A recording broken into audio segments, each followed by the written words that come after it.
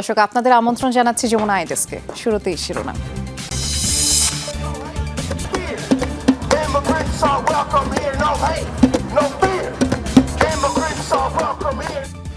ট্রাম্পের ক্ষমতা গ্রহণের বছর পূর্তিতে যুক্তরাষ্ট্রের বিভিন্ন শহরে বিরোধীদের বিক্ষোভ, নিজেকে সফল দাবি করলেন মার্কিন প্রেসিডেন্ট।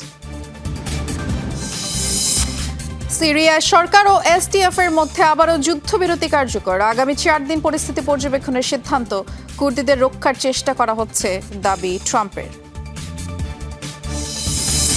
গ্রিনল্যান্ড নিয়ে যুক্তরাষ্ট্র ইউরোপ বিরোধ চরমে, দ্বীপটি দখলে এখনও অনড় ট্রাম্প। দাভোস সম্মেলনে মার্কিন প্রেসিডেন্টের বিরুদ্ধে একজোট ইউরোপীয় নেতারা।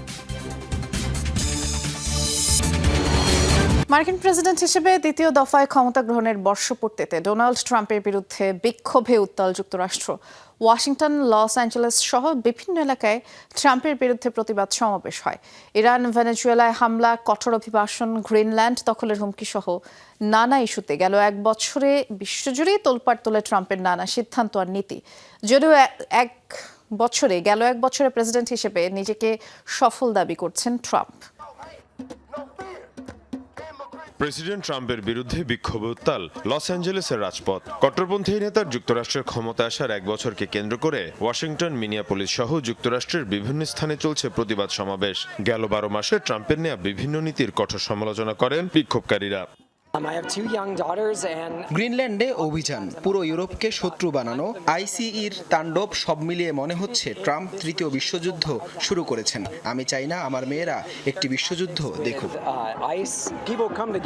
তাকিয়ে দেখুন, ধর্ম বর্ণ নির্বিশেষে সব শ্রেণী পেশার মানুষ এখানে অংশ নিয়েছে। আইসিই সহ ট্রাম্পের যত আগ্রাসী নীতি আছে কোনোটিরই সমর্থন করে না সাধারণ মানুষ।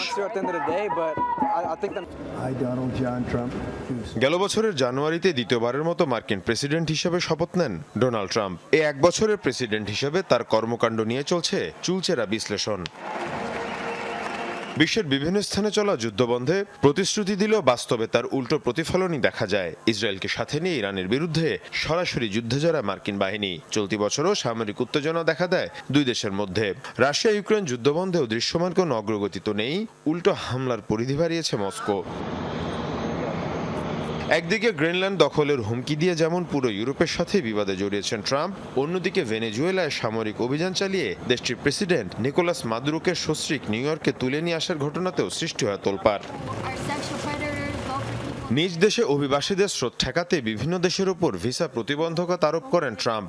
অবৈধ অভিবাসীদের আটক করতে চলছে আইসিইর ধরপাকড়। ট্রাম্প প্রশাসনের শোরগোল ফেলে দেয়া এমন ঘটনার তালিকা দীর্ঘ। যদিও গেল এক বছরের কর্মকাণ্ডে নিজেকে সফল প্রেসিডেন্ট হিসেবে দাবি করছেন ট্রাম্প, তার সফলতার খতিয়ান তুলে বিশেষ বইও প্রকাশ করেছে হোয়াইট হাউস। এই বইতে দেখুন, আমি এটা সবার সামনে এখন পড়ব না। এর প্রতিটি পাতায় আমাদের প্রশাসনের সফলতা তুলে ধরা হয়েছে।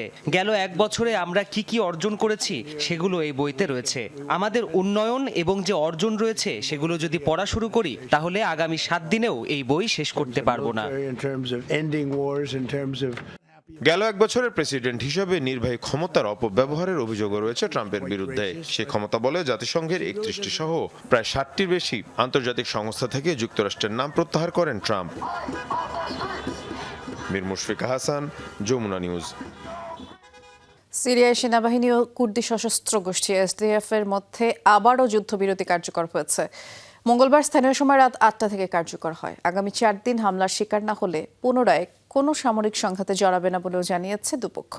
এর মাধ্যমে উত্তর পূর্বাঞ্চলে নিয়ন্ত্রণ গেল সরকারি বাহিনীর হাতে। এদিকে কুর্দিদের রক্ষায় প্রচেষ্টা অব্যাহত রয়েছে এমন মন্তব্য করেছেন মার্কিন প্রেসিডেন্ট ডোনাল্ড ট্রাম্প। দফায় দফায় সংঘাতের পর শহর ছেড়েছে সশস্ত্র কুর্দি সংগঠন এসডিএফ সদস্যরা, ফলে অনেকটাই নির্ঝঞ্ঝাট রাকার পরিবেশ। বাশার আল আসাদ পরবর্তী সময়ে সবচেয়ে ভয়াবহ সংঘর্ষে গেল কয়েকদিন উত্তপ্ত ছিল অঞ্চলটি। মঙ্গলবার আবারও যুদ্ধবিরতি কার্যকর হয় সেখানে। শর্তানুযায়ী এসডিএফ এর ঘাঁটিগুলো নিয়ন্ত্রণে নেয় সরকারি বাহিনী। বিভিন্ন শহর থেকে যোদ্ধা প্রত্যাহারে 4 দিন সময় পায় এসডিএফ। সামগ্রিকভাবে এটা খুবই ইতিবাচক।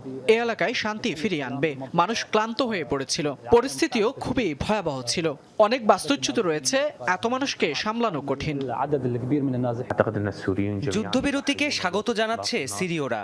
সংলাপ আলোচনার মাধ্যমে এসডিএফ ও সিরীয় সরকার সমস্যা সমাধান করবে। নতুন সংবিধানে কুর্দিদের অধিকার রক্ষা করতে হবে। এই অবস্থায় সিরিয়ার কুর্দি জাতিগোষ্ঠীকে রক্ষায় যুক্তরাষ্ট্র তৎপর বলে মন্তব্য করেছেন প্রেসিডেন্ট ডোনাল্ড ট্রাম্প।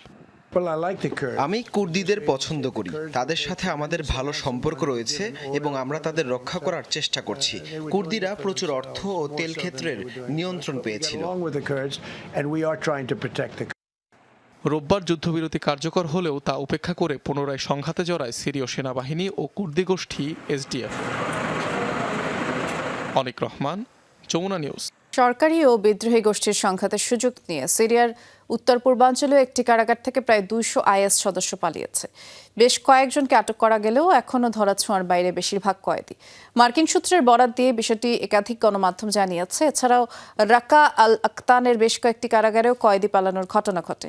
এ ঘটনায় পাল্টাপাল্টি দোষারোপ করেছে এসডিএফ এবং সেনাবাহিনী। এসডিএফ এর কাছ থেকে কারাগারটির নিয়ন্ত্রণ নিয়েছে সেনাবাহিনী।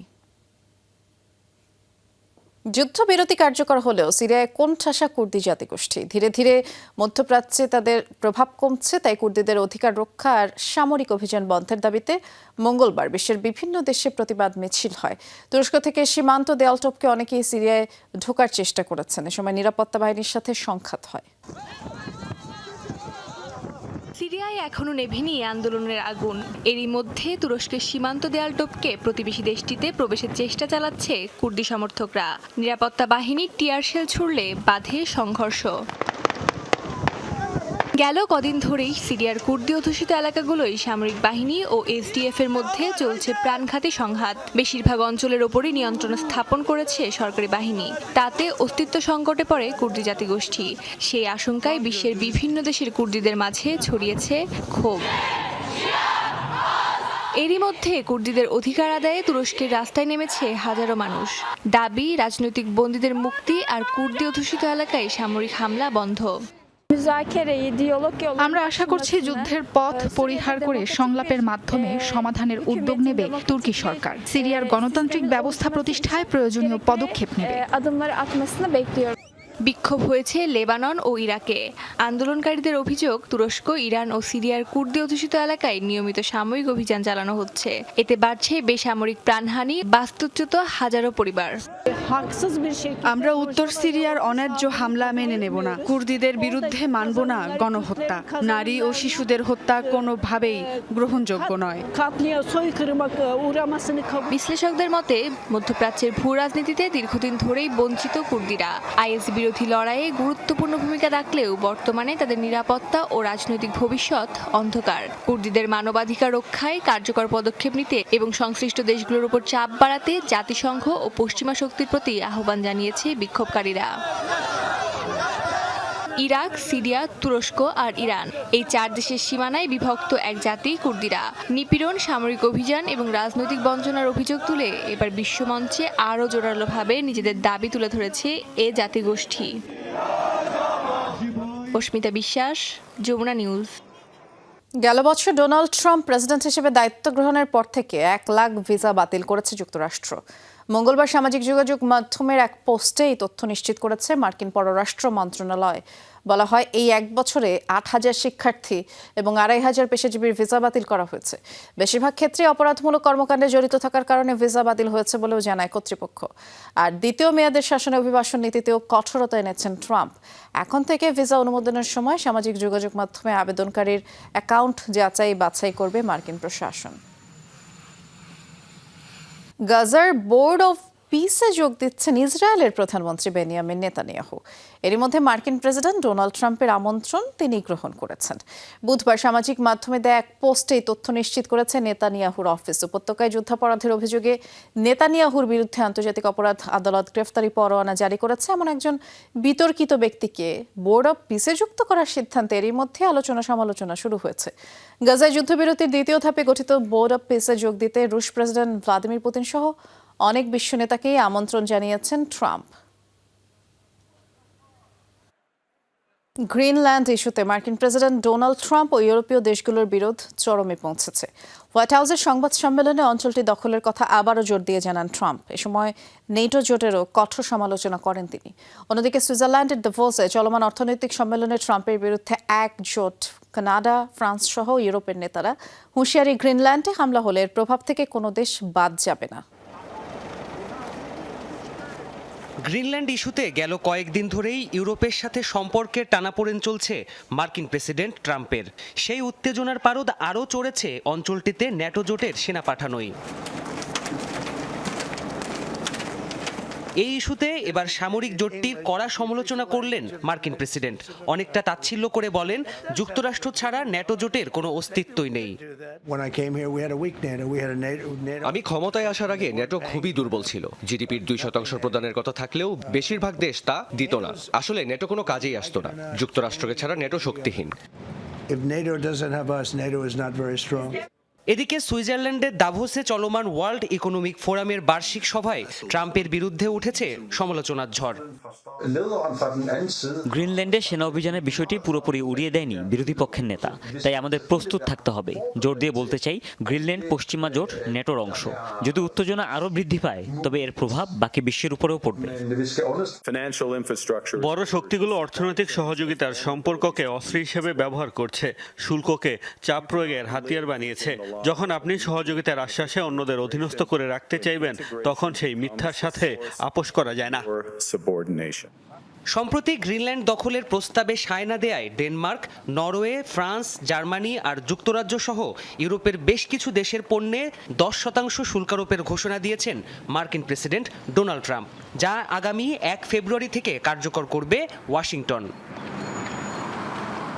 Pranpratim Kundu, Jamuna News. Fashion icon মানে ফ্রান্সের প্রেসিডেন্ট ইমানুয়েল ম্যাক্রন। তবে ইনডোরে এবার তার চোখে সানগ্লাস দেখা গেল, যা উপস্থিত অতিথি থেকে শুরু করে নেটিজেনদের নজর কেড়েছে।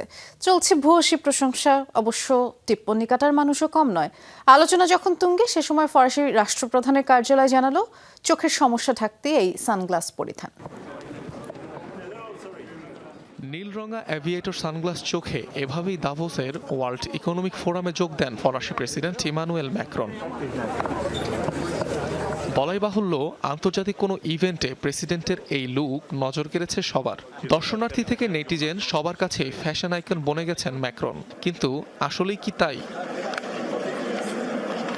ফ্রান্সের প্রেসিডেন্টের কার্যালয় জানিয়েছে, ইনডোরে ম্যাক্রনের সানগ্লাস পরার আসল কারণ ডান চোখের সামান্য সমস্যার কারণেই চশমা পরতে হচ্ছে ফরাসি রাষ্ট্রপ্রধানকে। কদিন আগেই ভাষণ চলাকালে ম্যাক্রনের ডান চোখে সূক্ষ্ম রক্তনালীর ক্ষরণ দেখা যায়। ফলে সেই জায়গায় রক্ত জমতে থাকে, যা ধীরে ধীরে ছড়িয়ে পড়ে। জনসম্মুখে তা ঢাকতেই এই সানগ্লাস পরিধান। যদিও বিষয়টি গুরুতর কিছু নয়, চক্ষু বিজ্ঞানে এ ধরনের ঘটনা স্বাভাবিক। এতে দৃষ্টিশক্তির কোনো ক্ষতি হয় না, এমনকি জ্বালা পোড়া বা ব্যথাও অনুভূত হয় না। সাধারণত 1 থেকে 2 সপ্তাহের মধ্যেই তা ঠিক হয়ে যায়। ইমানুয়েল ম্যাক্রনের পরিহিত সানগ্লাসটি বিলাসবহুল ফ্যাশন ব্র্যান্ড লুই ফুতোর 2009 সালের একটি কালেকশন। অনিক রহমান, যমুনা নিউজ। ফরাসি প্রেসিডেন্ট ইমানুয়েল ম্যাক্রনের মেসেজের স্ক্রিনশট ফাঁস করলেন ডোনাল্ড ট্রাম্প। মঙ্গলবার সামাজিক যোগাযোগ মাধ্যম ট্রুথ সোশ্যালে এটি পোস্ট করেন মার্কিন প্রেসিডেন্ট। স্ক্রিনশটে দেখা যায় প্যারিসে একটি G7 বৈঠক আয়োজন করতে পারেন তিনি। এছাড়া গ্রিনল্যান্ডে ট্রাম্প কি করছে তা বুঝতে পারছেন না ম্যাক্রন। বার্তা অনুসারে মার্কিন প্রেসিডেন্টকে ইউক্রেনীয়, ড্যানিশ, সিরিয়ান, রাশিয়ানদের সাথে বৈঠকে অংশগ্রহণের জন্য আমন্ত্রণ জানাতে পারেন ফরাসি প্রেসিডেন্ট। এছাড়া ট্রাম্পকে বৃহস্পতিবার প্যারিসে তার সাথে ডিনারের আমন্ত্রণও জানিয়েছেন ম্যাক্রন। তবে ঠিক কী উদ্দেশ্যে এই পোস্ট দিয়েছেন ট্রাম্প, তা এখনও স্পষ্ট না। এবার মেক্সিকো উপসাগরের নাম পাল্টে ট্রাম্প উপসাগর রাখার প্রস্তাব দিয়েছেন মার্কিন প্রেসিডেন্ট ডোনাল্ড ট্রাম্প।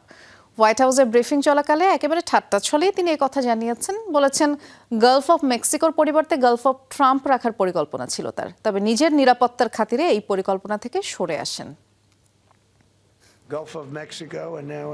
কেন এর নাম গালফ অব মেক্সিকো হবে? এর তো নাম হওয়া উচিত গালফ অব আমেরিকা। আমি একসময় ভাবছিলাম এর নাম পাল্টে গালফ অব ট্রাম্প রাখবো, কিন্তু মনে হলো তা করলে ওরা আমাকে মেরে ফেলবে। যা হোক, আমি মজা করেই বলেছিলাম কথাটা। দুই দেশের মধ্যে অপরাধ প্রতিরোধ সহযোগিতার অংশ হিসেবে ৩৭ জন সন্দেহভাজনকে যুক্তরাষ্ট্রে পাঠিয়েছে মেক্সিকো। মঙ্গলবার যুক্তরাষ্ট্রে পৌঁছায় তারা। এই স্থানান্তরের মাধ্যমে বর্তমান প্রশাসনের সময় মোট ৯২ জন সন্দেহভাজনকে যুক্তরাষ্ট্রে পাঠানো হয়েছে। মেক্সিকোর নিরাপত্তা সচিব বলছেন, অভিযুক্ত অপরাধীরা জাতীয় নিরাপত্তার জন্য হুমকি স্বরূপ। গত সপ্তাহে মাদক পাচারকারীদের বিরুদ্ধে লড়াই করার জন্য স্থলের লক্ষ্যবস্তুতে হামলার হুমকি দিয়েছিলেন ট্রাম্প। তবে মেক্সিকোতে মার্কিন সামরিক হস্তক্ষেপের সম্ভাবনাকে নাকচ করে দেন দেশটির প্রেসিডেন্ট ক্লদিয়া শিনবাউম। শিনবাউমের মেয়াদে এই নিয়ে তৃতীয়বারের মতো অভিযুক্তদের যুক্তরাষ্ট্রে পাঠিয়েছে। এর আগে ২০২৫ সালে ফেব্রুয়ারিতে ২৯ জন আর আগস্টে ২৬ জনকে পাঠানো হয়।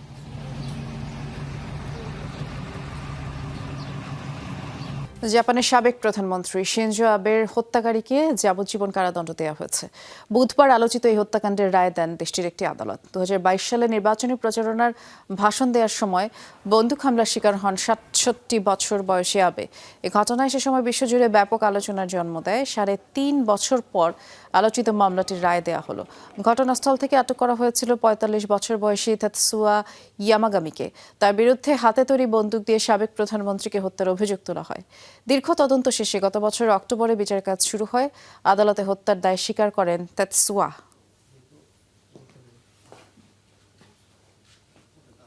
ভারতের ক্ষমতাসীন দল বিজেপির জাতীয় প্রেসিডেন্ট নির্বাচিত হয়েছেন বিহারের বিধায়ক নিতিন নবীন। মঙ্গলবার দিল্লিতে অবস্থিত দলের সদর দপ্তরে বিজেপির ইতিহাসের সর্বকনিষ্ঠ সভাপতি হিসেবে তিনি দায়িত্ব গ্রহণ করেছেন। তাকে ফুল দিয়ে শুভেচ্ছা জানান ভারতের প্রধানমন্ত্রী নরেন্দ্র মোদী। উপস্থিত ছিলেন বিজেপির বিদায়ী সভাপতি জেপি নাড্ডা, স্বরাষ্ট্রমন্ত্রী অমিত শাহ সহ দলটির হর্তাকর্তা অনেকেই। গেল সোমবার বিজেপির নতুন সভাপতি নির্বাচনের মনোনয়ন গ্রহণ শেষ হয়। তবে অন্য কোনো প্রার্থী না থাকায় বিনা প্রতিদ্বন্দ্বিতায় জয়ী হন নিতিন। নরেন্দ্র মোদী আর অমিত শাহ সহ বিজেপির মোট ৩৭ জন নেতা তার পক্ষে সমর্থন জানান। দুদিনের ব্যবধানে আবারও দুর্ঘটনার শিকার স্পেনের যাত্রীবাহী ট্রেন চালক নিহত হয়েছেন। কমপক্ষে ৩৭ যাত্রী আহত হয়েছে। কর্মকর্তাদের মতে মঙ্গলবার স্পেনের বিভিন্ন এলাকায় ভারী বৃষ্টিপাত হয়। এতে বার্সেলোনার কাছাকাছি এলাকার ট্রেন লাইনের উপরে কন্টেইনমেন্ট ওয়াল ভেঙে পড়ে। ট্রেনটি দেয়ালের সাথে ধাক্কা লাগায় লাইনচ্যুত হয়। ঘটনাস্থলেই চালক নিহত হন। আর দ্রুত আহতদের উদ্ধার করে জরুরি বিভাগের কর্মীরা হাসপাতালে নিলে ৫ জনের অবস্থা আশঙ্কাজনক হয় এবং গেল রোববারই মালাগা থেকে মাদ্রিদগামী একটি ট্রেন লাইনচ্যুত হলে পাশের লাইনের একটি ট্রেন তাতে ধাক্কা দেয়।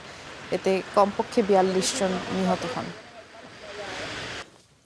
এ ছিল যমুনা আইডেস্কের আয়োজনে। সাথে থাকার জন্য ধন্যবাদ সবাইকে।